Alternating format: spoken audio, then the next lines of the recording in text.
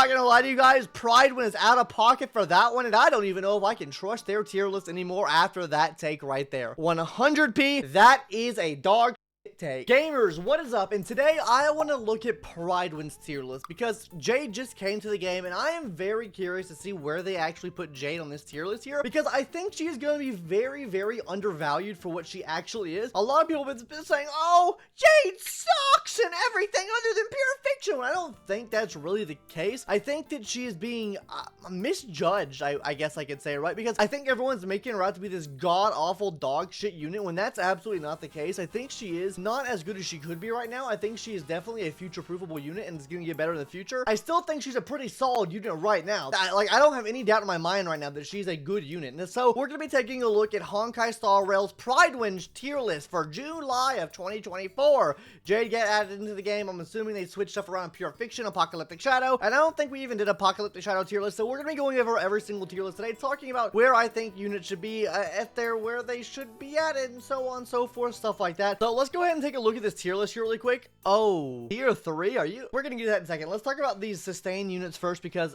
I don't think anything really moved around since last time we were here. I still honestly think that Hua Hua is better than either of these two units here. Yeah, I do agree that Gallagher is a bit better right now, especially during break meta. Gallagher definitely does deserve to be up here in tier 0.5. That definitely changed last time. I believe he was on the same tier as Locha. I do believe though he did move up to tier 0.5 with this update. He is pretty good. He's pretty busters, but I do still think that Hua Hua is still deserving of that tier 0 with Adventurine here as well. I think she just plays so well. She gives energy to the whole team. Me personally, I just feel like Fu Xuan just keeps falling off more and more every single update. My personal opinion on that though. Yeah, Locha's a good sustain character. He just doesn't really do anything outside of that, and I honestly think that's what we should be expecting out of every single one of the characters in the game now. They should be able to play versatile roles. They shouldn't be just DPS. They shouldn't be just sustain character. They shouldn't be just support character. They need to be able to play multiple different roles on the team to really make them viable, because sure, giving them damage is nice, right? And there are certain cases where giving them the extra damage really does make them pop off, but at the end of the day, having more versatile units versus more high damaging units can help your account out more, just because of the fact that you're able to slot them in on more teams. Like, let's take Topaz for example, right? Topaz is a great example of this. She has her own solid amount of damage, but she's able to support every single follow-up character as well, including Jade. Yes, I've tried it and it does actually work decently well there, but on top of that, she's able to provide her own levels of damage as well. So it kind of is meshing two different fields together, and I think that's what we should be expecting here as we go down the rest of the support or sustain category here. I mean, yeah, Bailu's fine, Japard's fine, Lynx is fine, these two being down here are fine. I think everyone here on this side is fine. Let's go to Pure Fiction, check it out. Yeah, for Pure Fiction, I would say that Aventurine's probably a little bit higher here than Hua Hua is, just because you have to use more SP with her.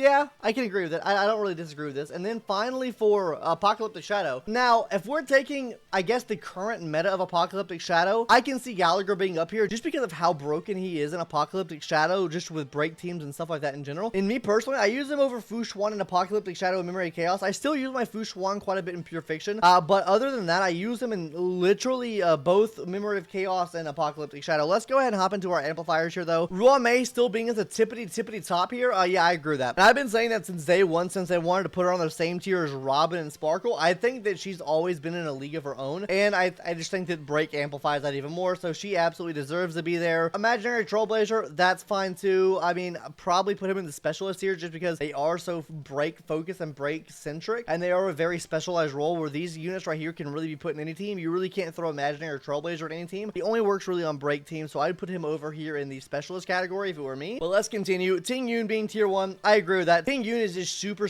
strong still, and she just helps out in so many different scenarios. Now let's hop into tier 1.5.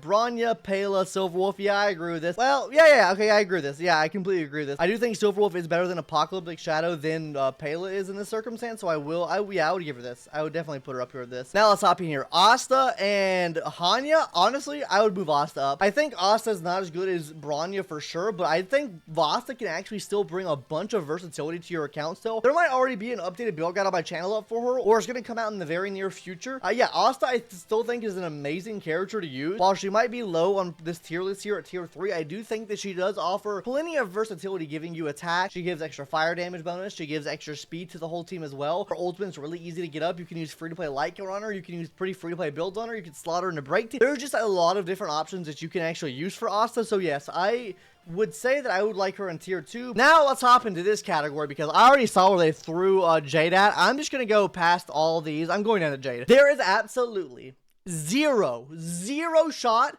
that Jade should be in tier 3 in Memory of Chaos. There is no shot that if you go to Apocalyptic Shadow, she is ranked higher here than she is ranked in MOC. I think that she is pretty dog shit in Apocalyptic Shadow. I think she is absolutely amazing in tier 0 in Pure Fiction. I agree. Memory of Chaos in the specialist role, putting her here, you are crazy out of your mind. Now, if you're going to throw in the main DPS category, sure, I would throw her down here as well. She is literally a sub DPS support character that hits some pretty massive damage out. She is like the Robin of AoE. Like, she is hitting additional damage out. She's able to dish damage out with her talent or follow-up attack. And then she's giving free speed to you. She's giving, what, 35 speed? Like, how much speed is it? Let's just be 100% accurate here. 30 speed. That is absolutely massive for any Erudition character. This means that you can now run just about any Erudition character with an attack boot with her on the team. She just frees up so much space on your team. It is insane. On top of that, she's able to actually provide a sufficient level of damage, like a good amount of damage, not even sufficient. It's a good amount of damage that she's actually able to provide for the team as well. I'm curious to see what the pros and cons are here. Excellent performance in Pure Fiction, synergizes very well in AoE and AoE follow-up characters, yes. Provides very strong single target flat speed boost, yes. I don't think the whole team needs a speed boost. I think as long as you're giving that main DPS a speed boost, so you can run them on attack boot, it actually makes up for a lot more. Excellent teammate for Blade, I agree. Miserable performance outside of Pure Fiction for a limited 5-star. I absolutely disagree with this. I have a couple people in my community that are able to get like 2 to 1 cycle clears with Jade with using them on a follow-up team with Topaz. I don't think that she's miserable outside of Pure Fiction. I think she provides sub DPS level of damage outside of Pure Fiction. I don't think she's providing main DPS levels of damage outside of Pure Fiction, but she's still really good there. It is not significant upgrade over strong Pure Fiction setup. I think she is a pretty significant upgrade because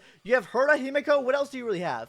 I think this is a great option here. Highly variable damage output. This is really just going to depend on what team you put her on. She is not a main DPS. If you're putting her on a team that doesn't have AoE attacks, she is going to provide shit levels of DPS for you. She's not going to output a lot of DPS. If you go into, like, I guess a Memory of Chaos mode where there's only one boss, there's nothing else, it's going to take her a long as fuck time to charge up. But if you're facing anything else that puts multiple enemies on the field for you to face, at least 3, she's going to be shining. She's going to be so good. Like, I just don't understand the takes here with this. Highly reliant on her E1. That's like saying Acheron's relying on her E2. That's like saying Firefly's relying on her E2, right? We cannot make these statements. Oh, she needs her E1. I don't agree with this. I honestly think that Jade is a very balanced unit that they put into the game. She's not completely broken. She's not completely ass either. Like, you throw in the team, I think she provides a good enough amount of support that she's able to, first of all, support the team with an extra speed buff for your DPS so you can alleviate more stats. On top of that, you're providing sub DPS damage. I just don't know. Deals very low toughness damage, making synergy with break impossible.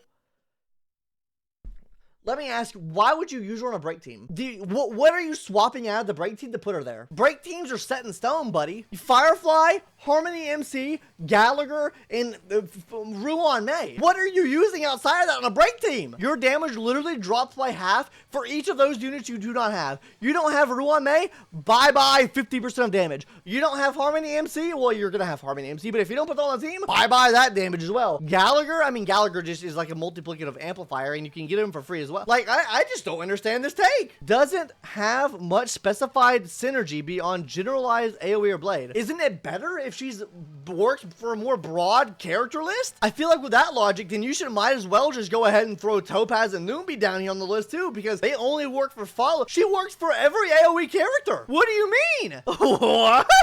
That is out of pocket. I'm not gonna lie, guys. I know I just went on a whole rant about Jade here, and I'm gonna make a video about Jade of why she's underrated, but my god, she's SP friendly, does follow-up attacks, gives speed buff to the team. Like, there's no way you're throwing on the same tier as fucking Gwenifin. Come the fuck on, guys. Not gonna lie to you guys, Prydwyn is out of pocket for that one, and I don't even know if I can trust their tier list anymore after that take right there. 100p, that is a dog shit take. Anyways, let's go ahead and hop into our damage dealers. I mean, damage dealers, they really haven't moved too much. I'm also gonna check out Pure Fiction, Apocalyptic Shadow for the rest here in a second. I had to get that rant out of the way there. As far as these go, I don't think there's really any change here. I mean, Blade moved up maybe. Did Blade move up? I don't know. Let's check the change log. Blade moved up in Pure Fiction. Himiko moved up in Pure Fiction. Argenti, Acheron, they still really haven't. Okay, sorry, I guess they're gonna upgrade that. I think Argenti did get a buff with Jade as well. Like I said, Jade helps any erudition character out, and me personally, honestly, I would even dare say throw QQ up in tier 1 or even move Zila down to tier 2 with the addition of Jade. I think Jade and QQ just play so well together. It is insane. That Jade really threw me off there. I'm not gonna lie, guys. But yeah, everyone else here I can see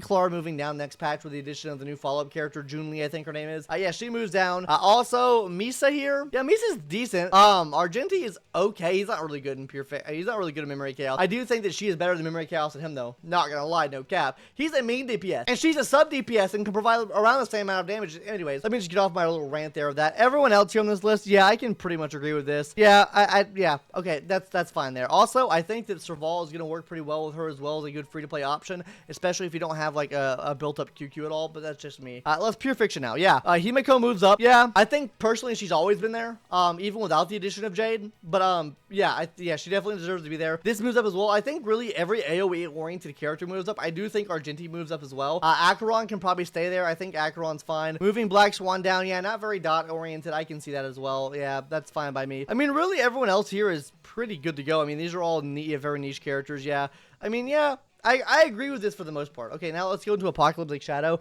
Yeah, Acheron, absolutely insane. These two, absolutely insane. These are absolutely, yeah, everything's insane over here. Dr. Ratio is really good. Honestly, I would probably put Topaz Noombi up in here.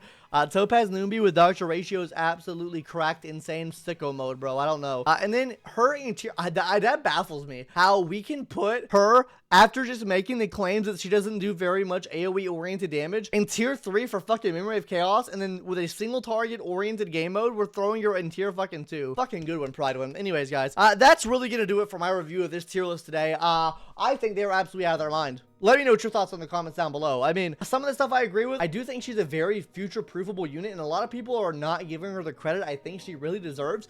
Do I think she needs E1? No. Would have been nice to have in her kit? Absolutely, but she doesn't need that in her kit to function. Like I mentioned in my Do Not Summon video for Jade, she's a niche character that plays with AoE characters. She's a sub DPS. That's what she's meant to be. She is a support character with a really high amount of sub DPS damage, okay? And that's where I think she stays at. I mean, honestly, you could probably put her on the amplifier tier, and she would be better than half of these motherfuckers over here. I'm not gonna lie. Anyways, that's just my take on it. What do you guys think? Let me know in the comments down below. That's my little rant out of the way. You'll surely see a full video on talking about Jade maybe in the near future. I don't know. Or maybe we'll just skip to the next follow-up Queen Junli, the Clara replacement. I don't know. See you guys later. Bye.